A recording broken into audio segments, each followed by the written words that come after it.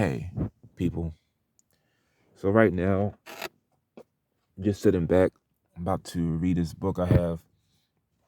I just want to ask this question for D.L. Hughley, since he spoke on the Kyle Rittenhouse trial.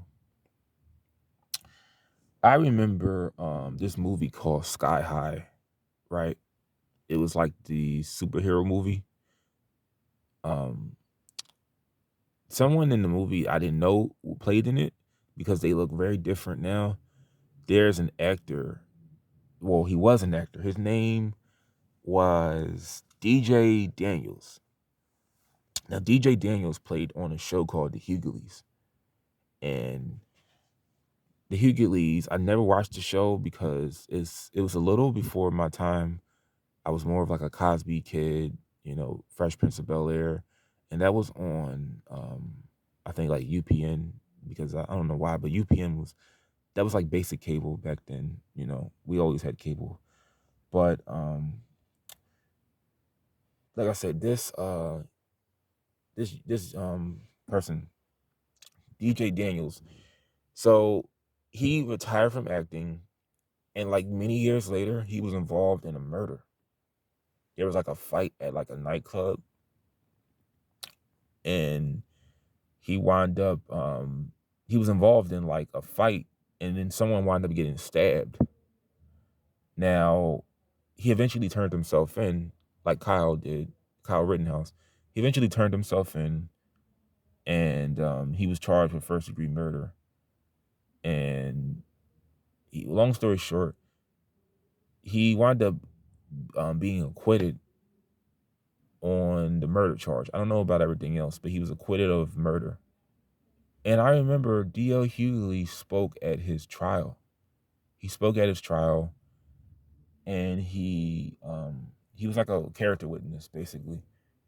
Because D.L. Hughley was once in a gang himself. He was in the Bloods gang. Now, I find it kind of funny, everybody that speaks about, black empowerment and how white people are evil and they're racist, they do the most fucked up shit prior to coming to this whole black empowerment and Afrocentricity. They do the most fucked up shit prior to a lot of this stuff.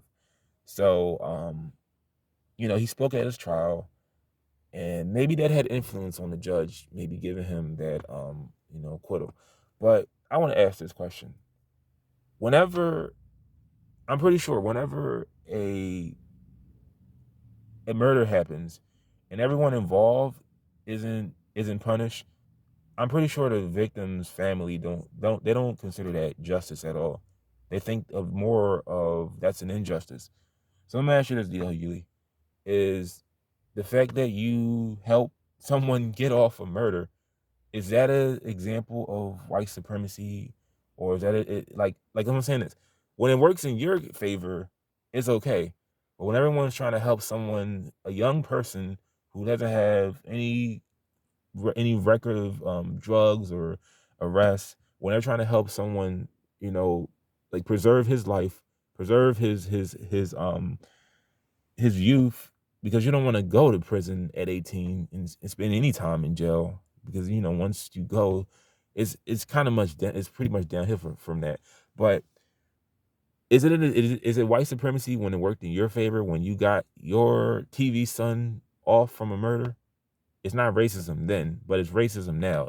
Was he? I don't know if he cried during the trial, but did he cry black tears at all? I'm pretty sure he didn't want to go to jail. He didn't want to go to prison. He didn't want to spend the rest of his life in prison. Did he cry white tears? Did you cry black tears? It's like every time it's a white person involved, it's always racism. It's always white supremacy. That's going to get pretty old one day. The more you say it, I just hope that just dies out, where it's not even really, a thing anymore. But you guys, look up that case. The D.L. Hughley spoke on that. He spoke at that trial, and I believe his influence got that guy off.